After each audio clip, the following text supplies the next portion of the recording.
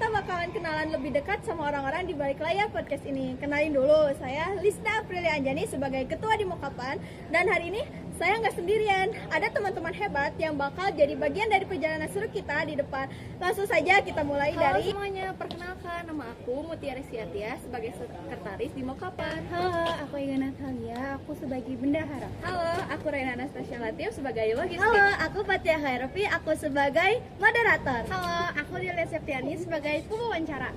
Halo, saya Andika Dwi Anugrah sebagai dokumentasi. Halo, saya Nasya Adil Kartika sebagai editor. Halo, saya Putri Darawanti S. Nah, dan itu dia tim keren di Bali Podcast kita. Semoga setelah kenal lebih dekat, kalian makin nyaman dengerin obrolan kita. So, stay tune untuk episode-episode seru lainnya. Dalam kehidupan bermasyarakat, hak asasi manusia, toleransi, dan pemberantasan korupsi adalah fondasi utama untuk menciptakan keadilan dan kedamaian. Namun, tantangan dalam menjaga ketiga nilai ini terus muncul seiring perkembangan zaman. Kita dihadapkan pada tugas besar untuk memastikan bahwa setiap individu dihargai tanpa diskriminasi, keberagaman diterima dengan lapang hati, dan praktik korupsi diberantas tanpa kompromi. Pembahasan ini penting untuk mengingatkan kita betapa krusialnya komitmen bersama dalam memperjuangkan nilai-nilai tersebut demi masa depan yang lebih baik. Halo Sobat PKU, apa kabar? Semoga semuanya dalam keadaan baik ya. Kali ini kita punya topik yang sangat menarik dan inspiratif untuk dibahas Bersama narasumber hebat termasuk guru, mahasiswa, dan polisi. Kita akan mengupas tuntas tentang modernisasi, toleransi, dan hak asasi manusia dan juga anti korupsi. Seru banget kan? Jadi jangan sampai ketinggalan. Yuk simak obrolan serunya. Siang Ibu, saya Fatia Khairofi dan ini teman saya Delia. Kami dari Universitas Bakti Kencana. Sebelumnya terima kasih telah berkontribusi bersama kami untuk mengadakan wawancara dan memberikan ilmu yang bermanfaat ya Ibu ya. Di samping saya ini ada teman saya yang akan mengajukan beberapa pertanyaan kepada Ibu. Baik Ibu, mohon izin buat pertanyaannya, mari kita mulai aja. Bu, apakah di sekolah ini ada penguatan modernisasi dan toleransi serta anti korupsi? Bila ada, bagaimana Ibu untuk penjelasan pelaksanaannya? Kalau untuk anti korupsi mungkin belum ada. Kalau untuk toleransi ada di sini, seperti menerapkan kepada anak-anak untuk menghargai, menghormati perbedaan. Karena kan dalam PKN itu ada ya, apalagi di kelas 4 itu ada tentang keragaman budaya di Indonesia, mulai dari kita menghargai agama, ras, dan lain sebagainya. Kalau untuk yang lainnya belum ada. Kalau untuk toleransi beragama, toleransi kebiasaan-kebiasaan atau keadaan norma-norma yang ada di lingkungan masyarakat, ya. Karena di sini anak-anak yang sekolah di sini tidak satu dari sini saja, tapi kebanyakan itu terdatang karena orang tuanya kebanyakan kan yang di KT gitu kan. Jadi di sini ada orang Jawa, bahkan ada orang tuanya yang dari Palembang, kan berbeda-beda dengan kita kebiasaan, bahkan adat pun kan berbeda gitu. Bahkan anak pun di sini cara berbicara pun berbeda. Nah, dari sana kita menerapkan bahwa ada orang yang seperti ini berbicaranya, atau misalkan ada orang kebiasaannya seperti ini, maka kita harus saling menghargai dan bertoleransi. Kenapa? Karena di dalam kita dalam keseharian itu tidak membeda-bedakan ras, suku, dan bangsa, tetapi kita bersama gitu kan. Yang diterapkan di sini cuma toleransi, baru toleransi saja. Kalau untuk selebihnya itu belum, karena belum mencapai ke materi itu. Lanjut aja Ibu, pertanyaan yang berikutnya. Apa peran Ibu di sekolah ini sebagai guru mendukung penegak hak asasi manusia?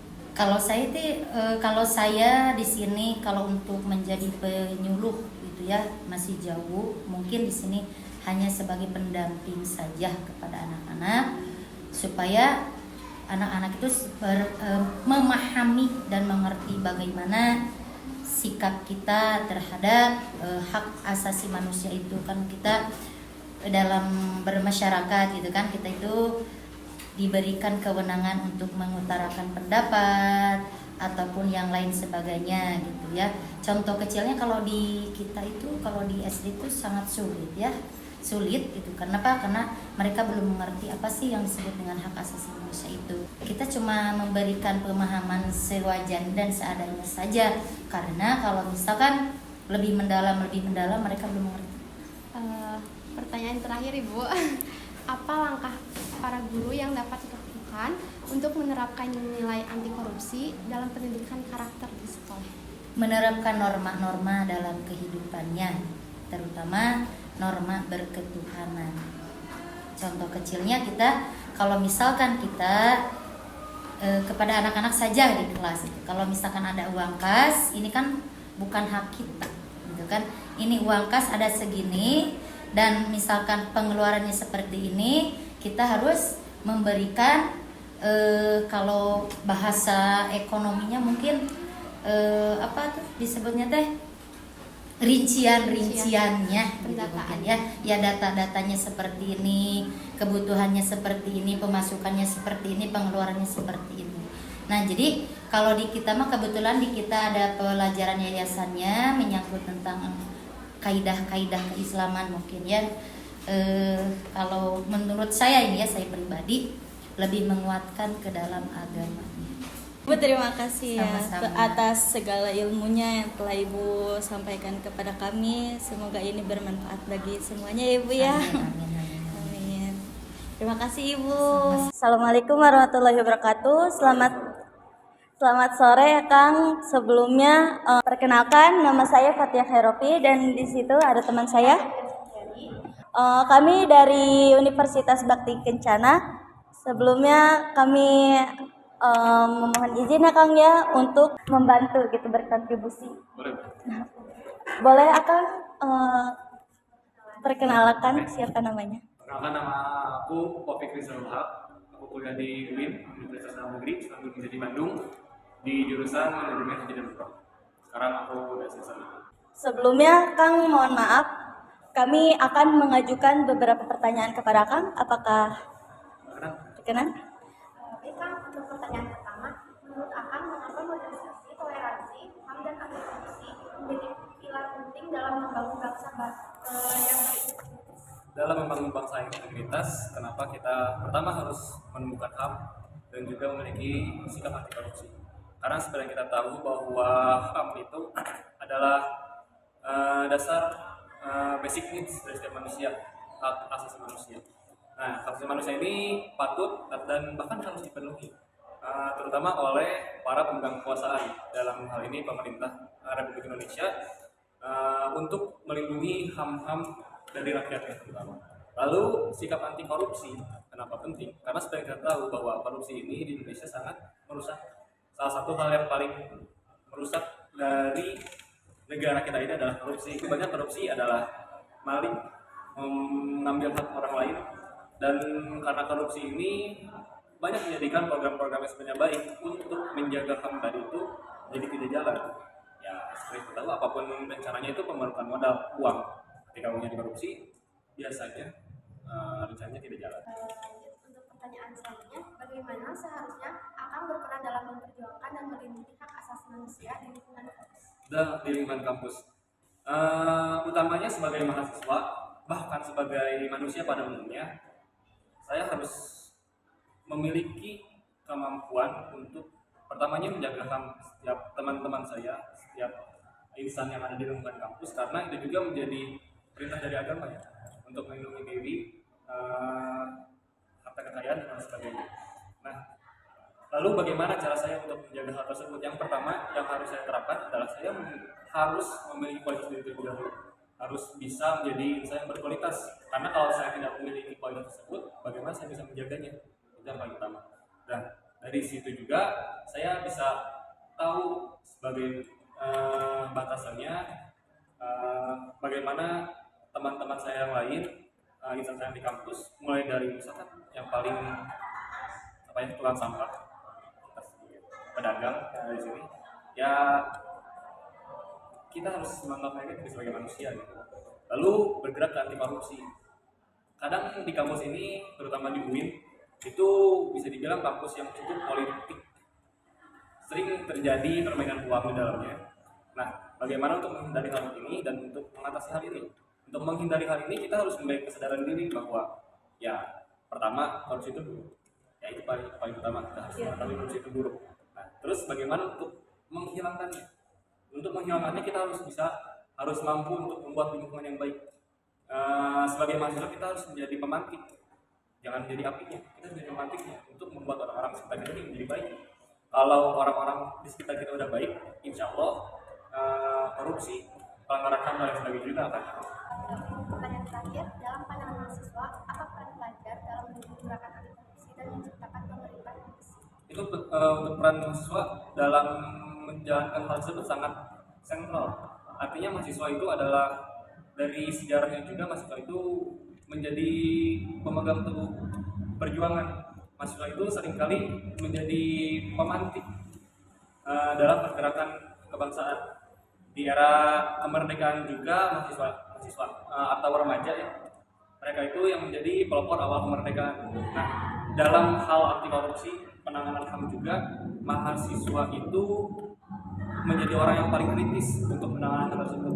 Mahasiswa harus menjadi kalangan yang paling lantang untuk menyuarakan tersebut.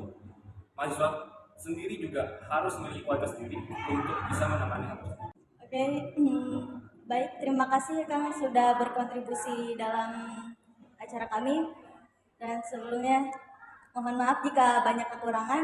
Terima kasih. Assalamualaikum. Mahasiswa Bakti Kencana. Kami ini Pak wawancara terkait tentang moderasi, toleransi, HAM dan anti korupsi gitu Pak. Perkenalkan ya Pak ya, nama saya Fathia Khairoffi dan di samping saya ini ada Delia. Kami ingin mengajukan beberapa pertanyaan kepada Bapak. Dalam memastikan bahwa prinsip moderasi dan toleransi diterapkan secara efektif dalam kehidupan bermasyarakat, terutama di wilayah yang rentan konflik sosial atau keberagaman budaya. Jadi intinya bagaimana langkah yang dilakukan dalam Kehidupan masyarakat rentan konflik sosial terus atau keberagaman budaya. keberagaman, terus apa namanya, ada lebih Konflik sosial. Itu mungkin kalau misalkan dilihat dari segi universal atau misalkan kacamata sebagai masyarakat, intinya yang harus dipahami dan yang harus ditekankan adalah moral dulu. Moral, kemudian adab dari kehidupan itu sendiri, dari lingkungan, itu sangat penting. Lalu Bapak ada pertanyaan terakhir. Apa strategi utama Bapak dalam pencegahan dan penindakan kasus korupsi, baik internal, lembaga maupun pelayanan publik, sehingga menciptakan pemerintah yang transparan dan berintegritas? Langkah yang dilakukan kalau dalam suatu lingkungan, apalagi dalam lingkungan pekerjaan, itu solusi yang pertama kalau ada hal seperti itu dari dari permasalahannya dulu. Misalkan dia melakukan hal itu untuk apa, karena apa, ada hal apa, ada dorongan untuk melakukan itu, atau orang tersebut memang karakter atau sifatnya seperti itu. Dalam penyelesaian keduanya, itu kalau misalkan yang pertama dibicarakan dengan baik. Kalau misalkan ada dorongan seperti itu, dikasih solusi. Terus kalau misalkan memang dia karakter seperti itu, sama dikasih solusi juga, tapi berbeda. Apakah lebih reaktif lagi, bukan hanya sekedar pembicaraan, apakah mungkin itu dengan tindakan gitu. Kalau di kami pasti ada punishment. Ya, Sobat TKU, itu dia obrolan kita hari ini. Kami berharap diskusi kali ini memberikan kalian wawasan baru. Jangan ragu untuk memberikan masukan kepada kami ya. Sampai jumpa di episode berikutnya. Terus belajar dan berkembang. See you!